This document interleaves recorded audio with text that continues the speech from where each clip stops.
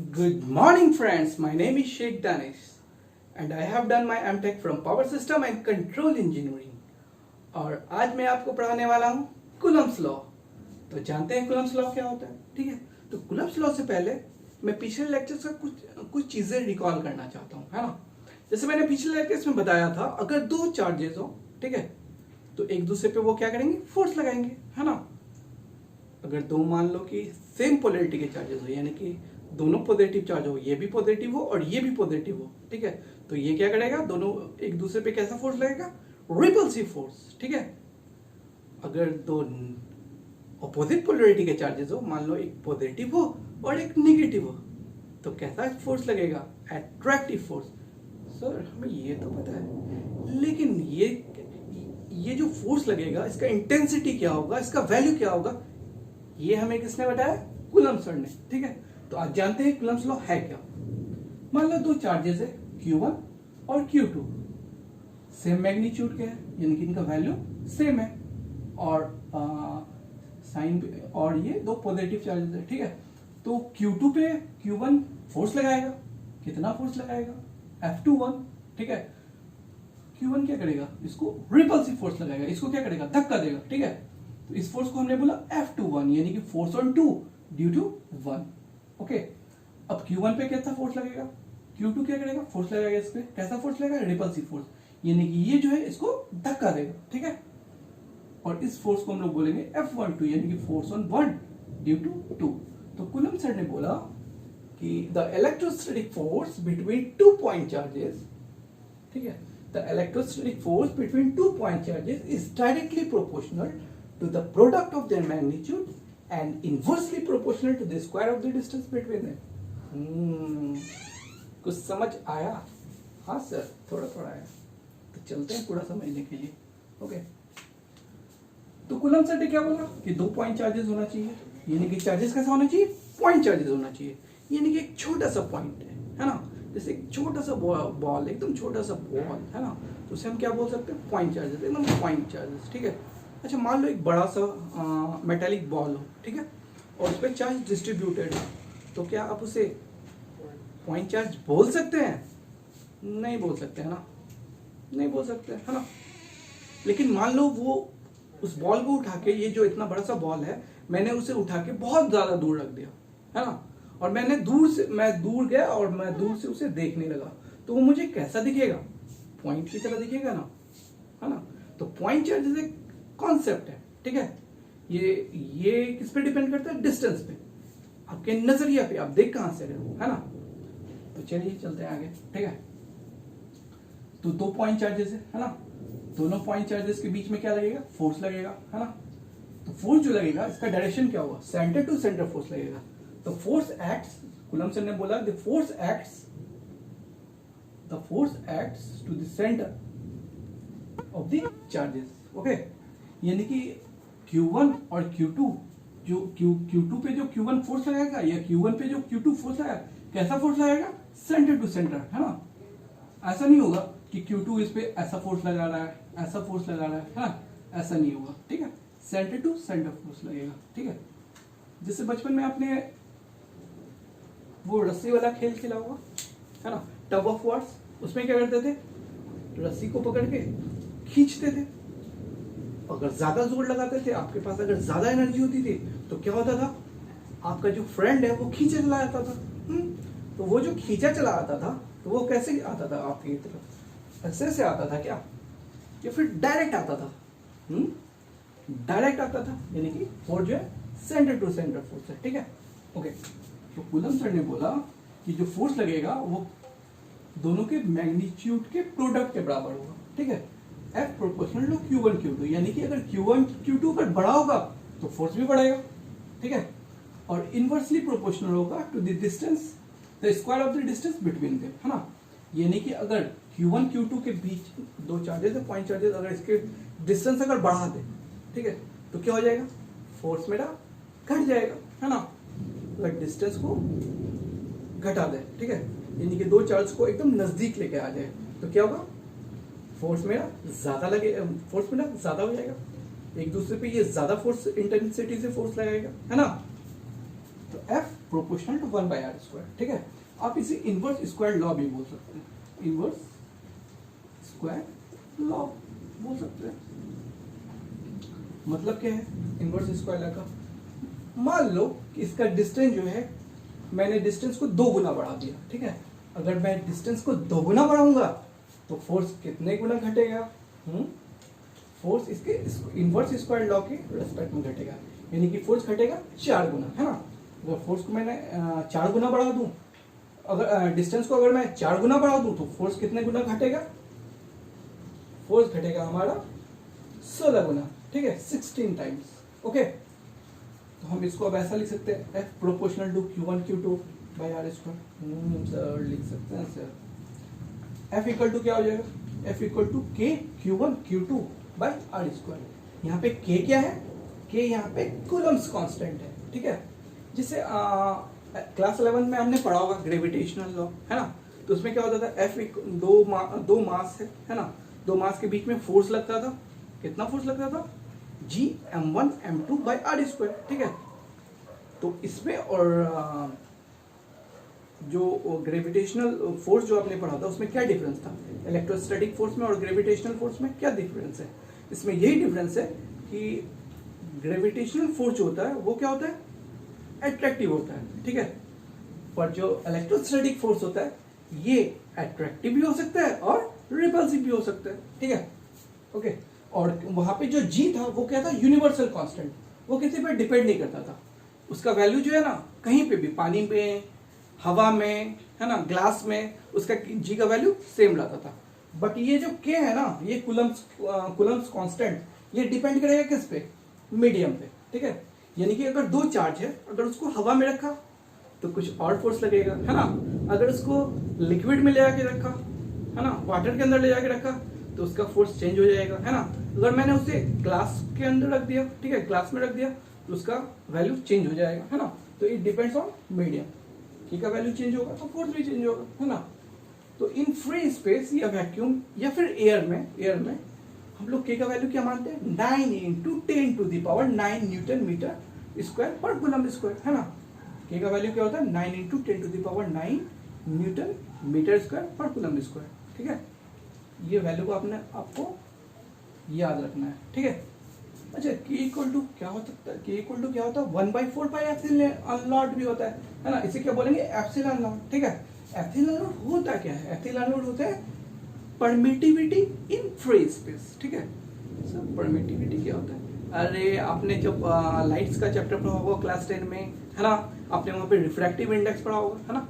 तो refractive index का glass का, जैसे लाइट अगर ग्लास के अंदर इंटर कर रहा है तो उसका रिफ्रैक्टिव इंडेक्स भी होता था। तो उसका रिफ्रैक्टिव इंडेक्स कुछ अलग होता था।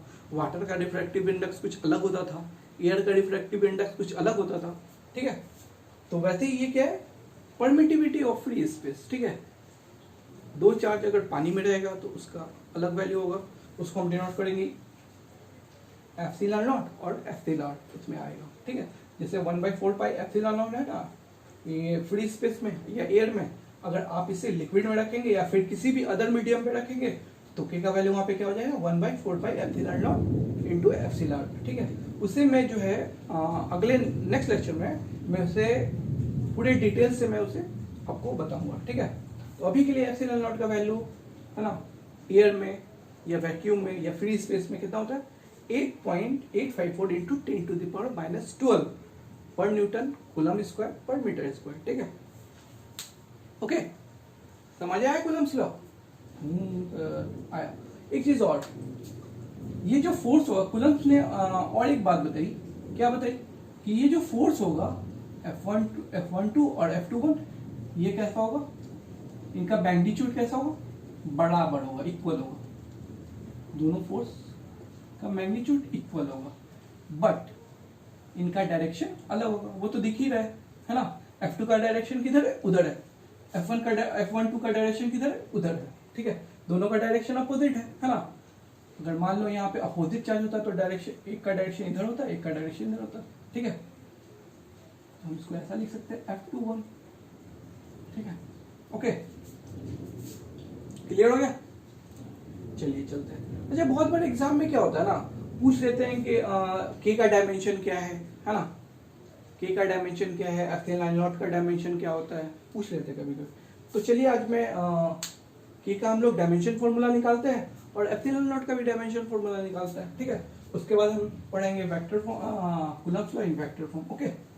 तो चलिए चलते हैं हम लोग और निकालते हैं डायमेंशन फॉर्मूला। किसका? अरे बाबा के का, ठीक है। कूलम्ब्स कांस्टेंट के, उसका निकालते हैं, ठीक है। तो चलिए निकालते हैं।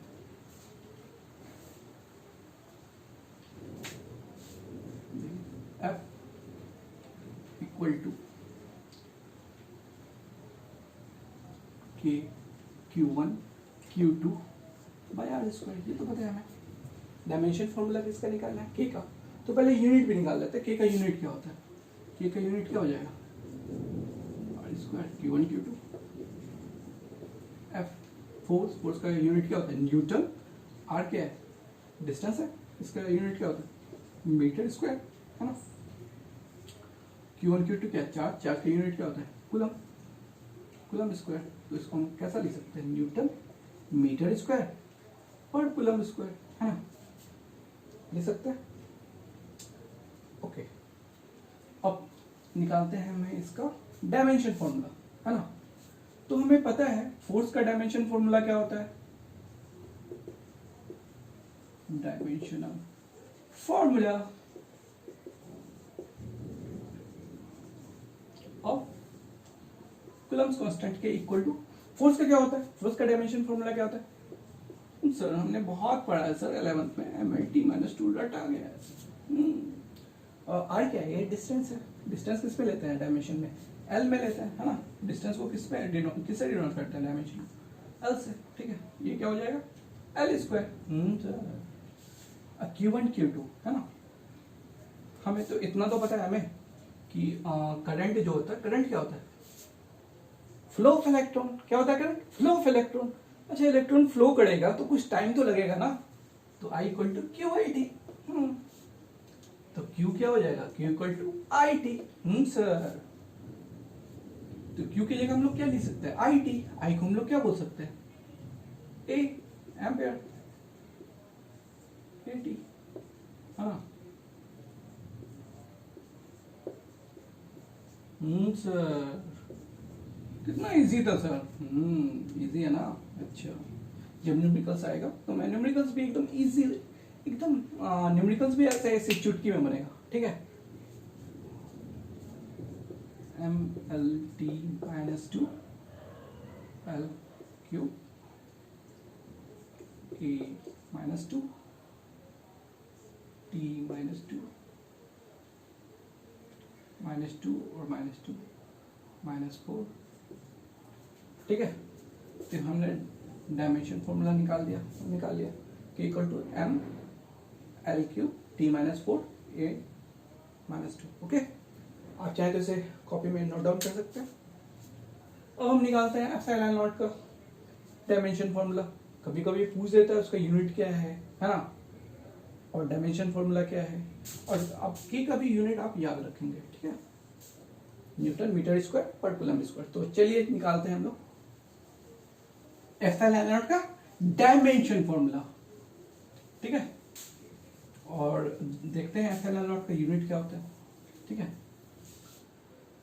हमें पता है कि क्या होता है, 1/4 pi epsilon naught Q1 Q2 divided by R square, है ना।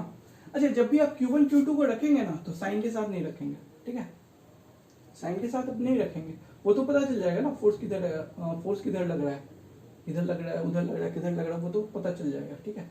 तो साइन के साथ नहीं रखेंगे, ठीक है। ऐसे Q1 Q2 जब न्यूमेरिकल्स बताएंगे तो मैं आपको बताऊंगा, ठीक है, ओके। तो epsilon naught 1/4 pi F Q1 Q2 by R square. तो इसका यूनिट क्या हो जाएगा, इसका यूनिट हो जाएगा कूलम्ब स्क्वायर पर न्यूटन पर मीटर स्क्वायर, ये हो जाएगा ना यूनिट इसका। या फिर इसको ऐसा ले सकते हैं, पर न्यूटन पर मीटर स्क्वायर कूलम स्क्वायर। जो लिखना है लिख लो, है ना। अब डायमेंशन फॉर्मूला देखते हैं। डायमेंशन फॉर्मूला क्या होता है, ठीक है। ओके, इसका डायमेंशन फॉर्मूला हो जाएगा 1/m/L(T)-2 फोर्स का। चार्ज का हमको लोग को पता है कि चार्ज का क्या होता है, AT।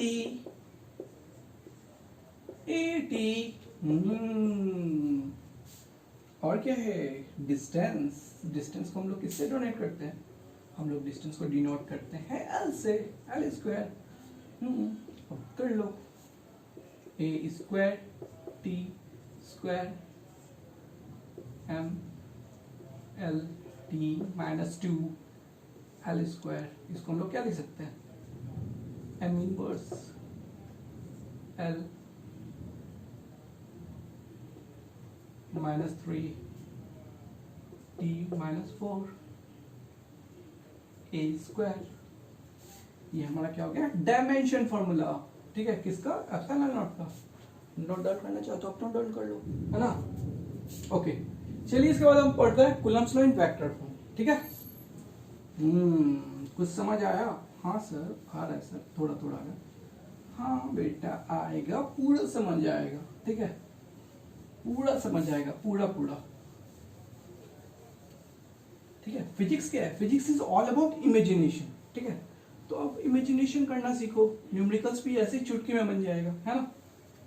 तो चलिए देखते हैं Coulomb's law in vector form.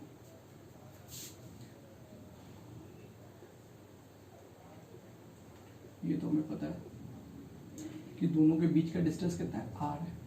Sir अच्छा एक बात बताओ, हम दो पोजीशन वेक्टर ले सकते हैं, ले सकते हैं ना।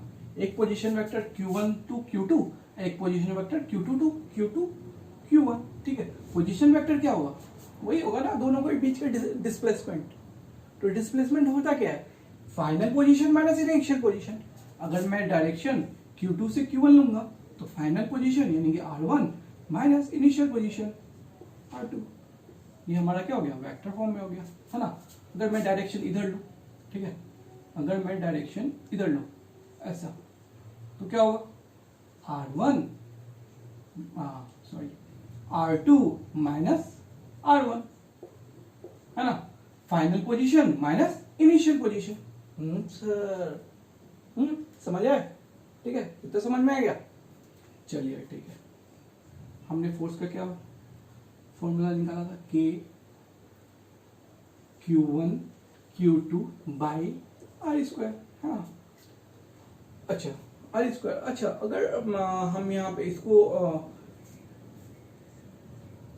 वेक्टर के फॉर्म में लिखेंगे तो इसमें डायरेक्शन लगाना पड़ेगा, है ना। अच्छा अभी के लिए हम F12 का फॉर्मूला डिराइव करते हैं, ठीक है। अच्छा एक बात बताओ, इससे पहले एक चीज और क्लियर कर लो, ठीक है।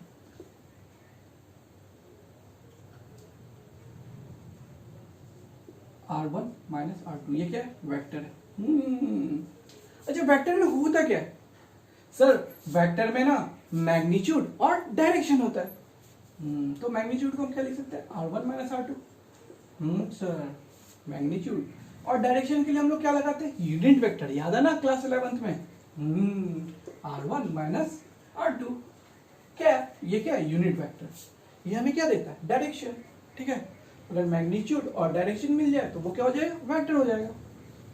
सर अब r1 माइनस r2 का क्या हम क्या लिख सकते हैं, vector r1 minus vector r2 divided by mod of r1 minus r2।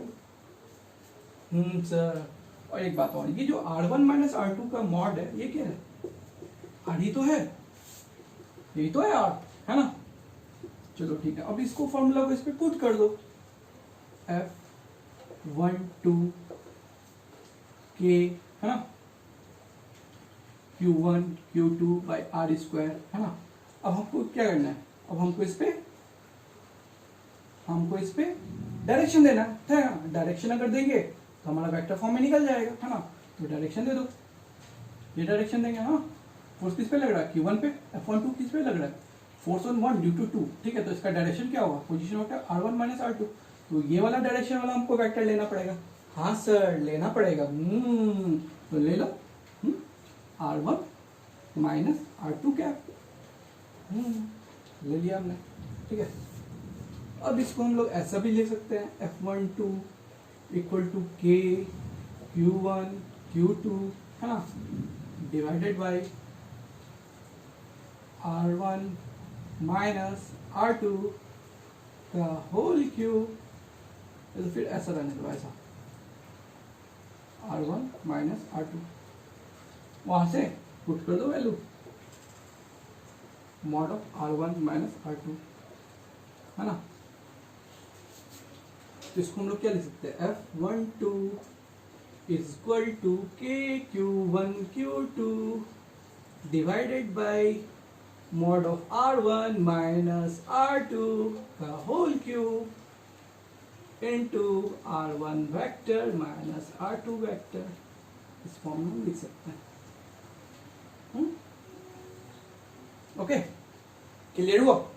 या तो फिर आप ऐसे भी लिख सकते हैं उसको, F equal to K Q1 Q2 divided by R cube R1 minus R2 vector R1 minus vector R2, ये भी लिख सकते हो, ठीक है। तो कूलम्स लॉ, ये हमारा था Coulomb's law in vector form. Clear हो गया? आई सपोज क्लियर हो गया होगा, ठीक है। ठीक है, तो फिर इसके अगले लेक्चर में इससे कुछ न्यूमेरिकल्स देखेंगे, ठीक है। और हम जो है परमिटिविटी जो है उसको in free space, permittivity in medium, ठीक है, इसको हम लोग डिटेल्स में चेक करेंगे, डिटेल्स में जाके हम लोग स्टडी करेंगे, ठीक है। अगर वीडियो अच्छा लगा तो लाइक कर देना और अपडेट्स पाने के लिए सब्सक्राइब कर देना, ठीक है। Thank you for watching my videos. Thank you students.